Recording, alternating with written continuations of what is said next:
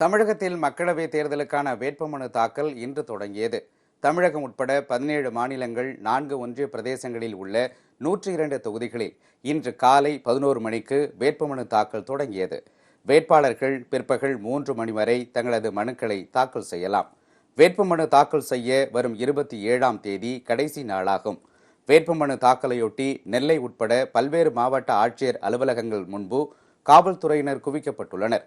ஆட்சியர் அலுவலகத்திலிருந்து 100 மீட்டர் தொலைவுக்கு சாலையின் இரு புறங்களிலும் தடுப்புகள் அமைக்கப்பட்டுள்ளன. வேட்பாளருடன் 4 பேர் மட்டுமே அலுவலகத்துக்குள் செல்ல அனுமதிக்கப்படுகின்றனர்.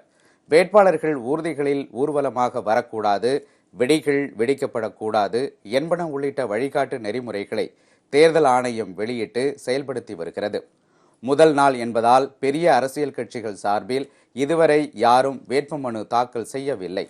திருச்சி உறையூரை சேர்ந்த ராஜேந்திரன் என்ற தனி வேட்பாளர் மாவட்ட ஆட்சியர் பிரதீப் குமாரிடம் இன்று வேட்புமனுவை வழங்கினார். அவரது வேட்புமனுவை பெற்றுக்கொண்ட ஆட்சியர் வைப்பு தொகையை செலுத்துமாறு அறிவுறுத்தினார். ஆனால் பணமில்லா பரிமாற்ற முறையை தேர்தல் ஆணையம் நடைமுறைக்கு கொண்டுவர வேண்டும் என ராஜேந்திரன் சிறிது நேரம் வாக்குவாதம் செய்தார். தள்ளுவண்டி கடைகளில் கூட பணமில்லா பரிமாற்றம் நடைபெறும் நிலையில் ஆணையம் ஏன் பணத்தை தொகையாக செலுத்த கோருகிறது என அவர் கேள்வி எழுப்பினார்.